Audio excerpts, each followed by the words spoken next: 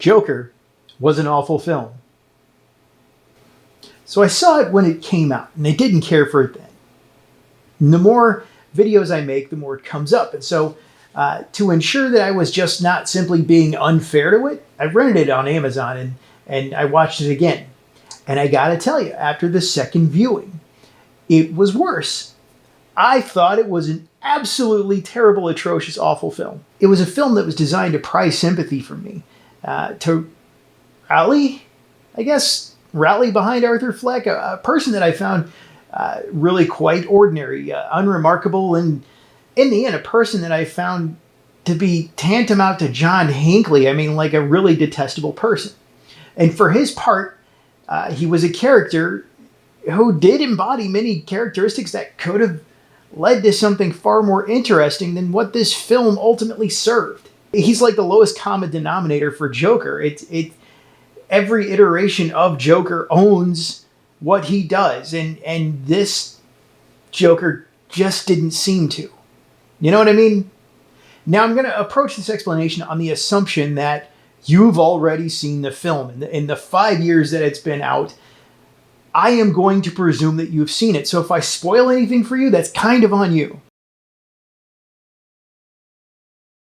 The character, he works as a clown. He wants to be a comedian. I was put here to spread joy and laughter. That's not weird. Not at all.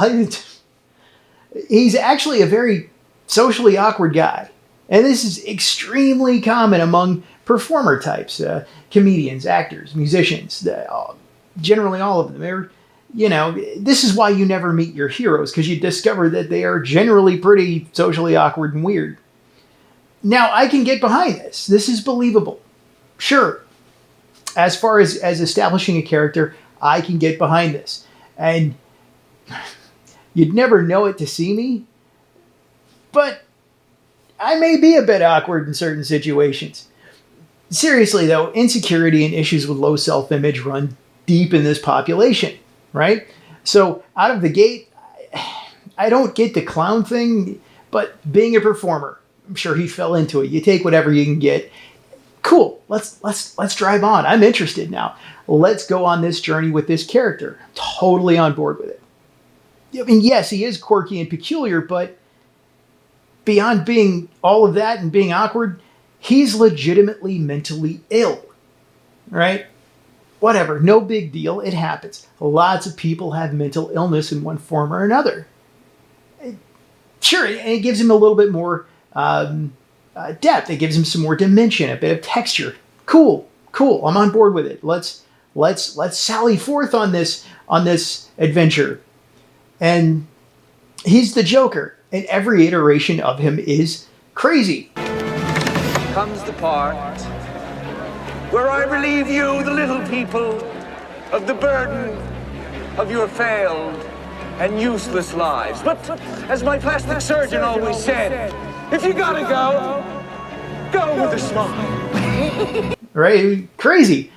Rumor has it, Christmas is a time to share with family. And since I don't have one of my own, I decided to steal one. And here they are, the awful family. You're crazy. I'm not. No, I'm not. If we don't deal with this now, soon little Gamble here won't be able to get a nickel for his grandma. Enough from the clown. Let's not blow this out of proportion. You think you could steal from us and just walk away? Yeah. I'm putting the word out. Now we see the darkness from whence it comes. Then it introduces this pseudo-bulbar effect, right? It's a neurological disorder, right? A bit more texture added to what is possibly something rather interesting. Fine.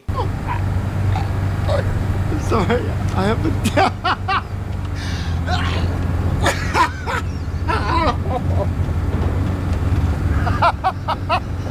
Well, I say fine, but the way it's played is kind of pure cringe. It seemed right on the edge of being believable and interesting, but just couldn't be driven in the right direction for whatever reason. Acting, directing, whatever, for whatever reason. It's played like having a tattoo on like your back that says Kierkegaard was absolutely right, and then trying to shoehorn that statement into every conversation you ever have for the purpose of trying to make it legitimate. That is so fetch. Gretchen, stop trying to make fetch happen. It's not going to happen. Instead of being just a weird tattoo. Even worse, I think what actually ruined the whole thing is that it's Joaquin Phoenix pretending to have pseudobulbar effect.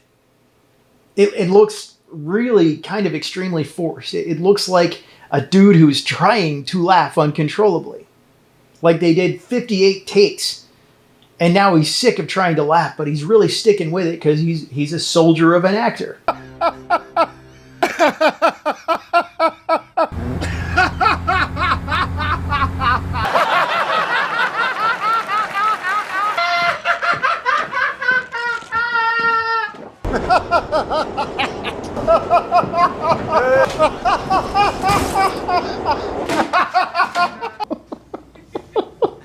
Right? It looks like a guy who has made it into a process and is trying to control the process of it.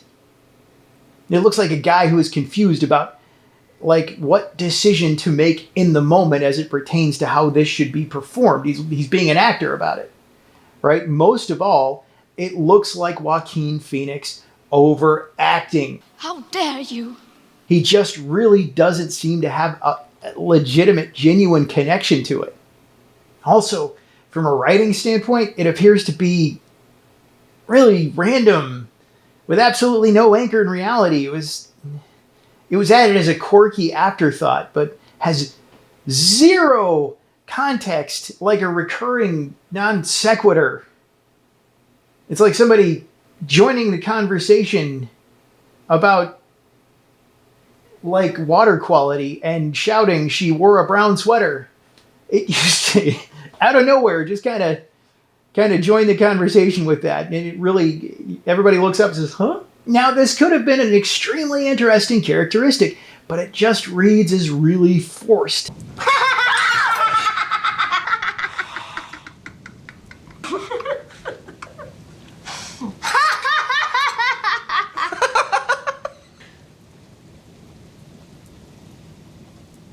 And silly, like nonsensically silly, like it doesn't make sense. When acting and writing meet, this can be amazing or this can be tragic.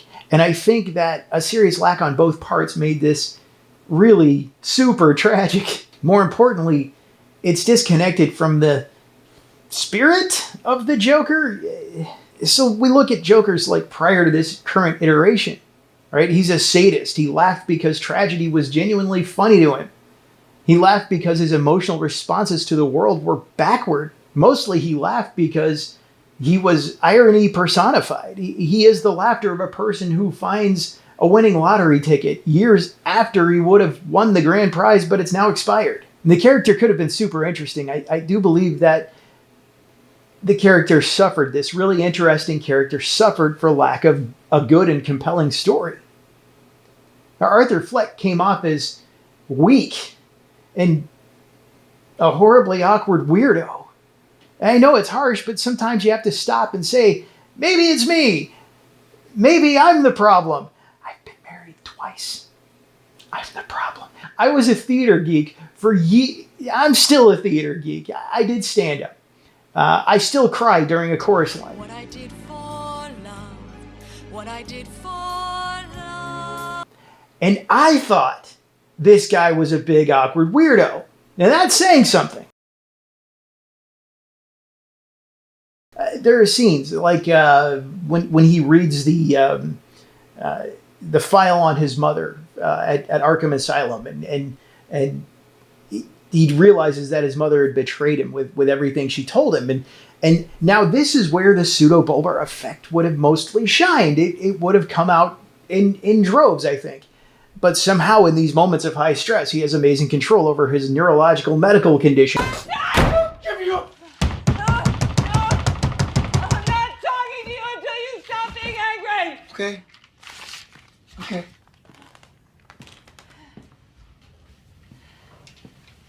I'm not angry, Mom. I'm not angry. Please.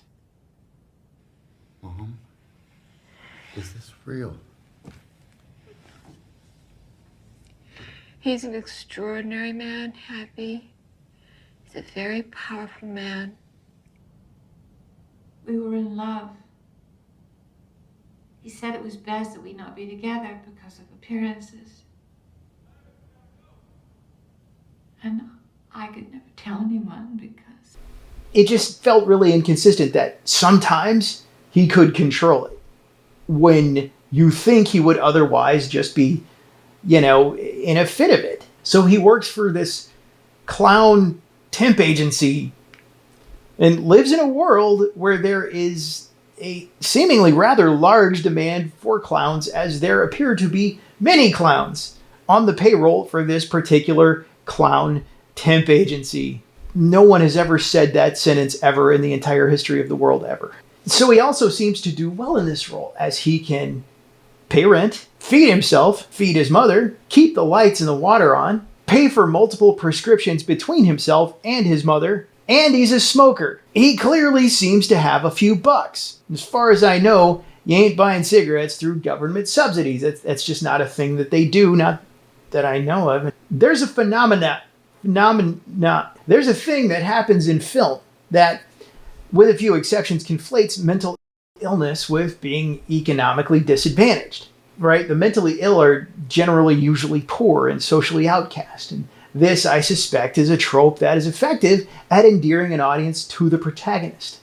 And it creates this kind of underdog sort of status for the protagonist. And anyone else might refer to that as being emotionally manipulative. And I certainly would. Now bear this in mind. So the story further suffered from introducing the pseudobulbar effect, as it kind of then had to revolve around it. I always thought Joker laughed hysterically because his sociopathic demeanor led him to believe that things were inappropriately funny, like pain or suffering. If your friend falls down, you laugh. That's inappropriate. It's amplified in the Joker. That's just simply how it works. That makes more sense instead of sadness making him laugh. He's always been such a happy little boy. And as the story progresses, he turns into a kind of emotional vampire. He just sucks the energy out of everyone. And I think that's the point at which Arthur stopped being interesting. He just kind of turned into an NPC. And this is an amazing example of what I was saying about actors who don't understand feelings, trying to imitate them and failing in their performances as a result. Again, failures of acting or direction, or possibly a bit of both. Though I believe the story and the writing were way more the problem. In a 2-hour film, there's about an entire hour of filler of these beautiful long shot transitions and lots of establishing shots that take forever. It's like watching an urban blight from the 80s themed screensaver. It felt disjointed. Like you're on the phone with somebody and they're telling you a story and they just get distracted throughout the entire process of telling it. And then out of nowhere, suddenly, hey, I have an idea. Let's add a segment where he suddenly goes and does stand-up. And that will be the key to getting him on Murray's show a couple days later. I mean, that seems to be the most likely scenario of anything on Earth, I'm sure. And then it's a bunch of scenes of him being awful at stand-up. And there's even a couple of scenes of him doing this weird interpretive dance or something. I didn't feel sorry for Arthur Fleck. I felt embarrassed for him. I mean, I felt like I wanted to give him a class in setup, punch, and delivery and teach him to up his stand-up game. And for real, I giggled my butt off when when his mom said the thing about having to be funny to do stand-up. My own ma said that. And you know what? I proved her absolutely right. The truth hurts. And Arthur Fleck evaded the truth at every turn. And that's kind of where you have to stop feeling sorry for him. If you can't handle the truth, if you're so thin-skinned and in refusal to make changes in yourself, stand-up is probably going to be a pretty painful proposition on the day. The only thing more unforgiving than an audience who doesn't think you're funny is a room filled with other stand-ups who think you're not funny. You go from being unfunny to a social pariah in the span of seconds. Seriously, you start thinking about enrolling in truck driving school while you're still on stage. It seemed like when they were writing the script, they just argued about it for months until like the last few minutes of the deadline. Like no one was just having a conversation. It was completely inorganic. Every word spoken is put there to move the story along. And in spite of that, even in spite of trying to move the story along quickly, it feels like it's not moving at all. More and more, I began to really not like him. A lot of it had to do with this ongoing pursuit of my sympathy, right? It felt like I'm watching the thing with the dogs in the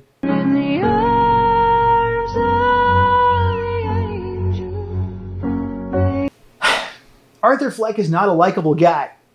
Yes, I get that he has had a hard life, but I don't think I should have to like him solely on the strength of that. By all accounts, Charles Manson had a hard life, and I tell you, I didn't care for him much either.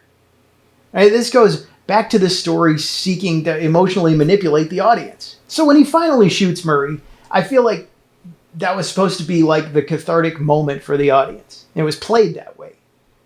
However, I don't think I understood the intent of that scene. There was a build-up, and then it was this abrupt thing.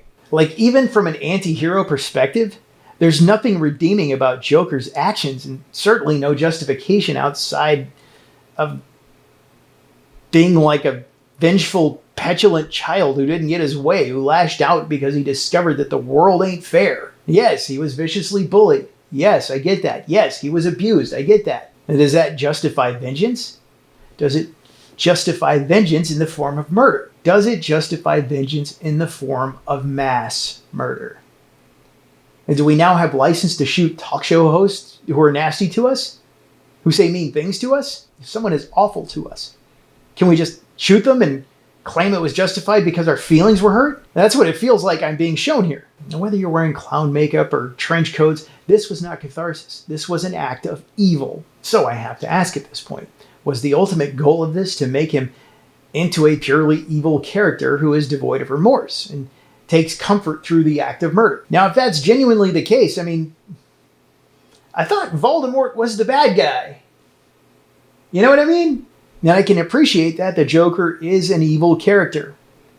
However, I am further troubled by the fascination of otherwise rational human beings glorifying this brand of evil. Seriously, how does a culture get behind that? It's the argument for making heroes out of school shooters because it's generally the same motivation. So-and-so was mean to me, so I shot him. I was bullied, so I went on a killing spree. It's like rooting for a brain parasite or like cancer to kill the mean kid from high school 30 years after high school. And sticks and stones are what I use because words have injured me so horribly. Seriously, why is Joker turned into a hero and not an after-school special? It doesn't make sense. It's nonsense. That's kind of how I'm approaching it. It didn't just jump the shark, it jumped the whole freaking aquarium.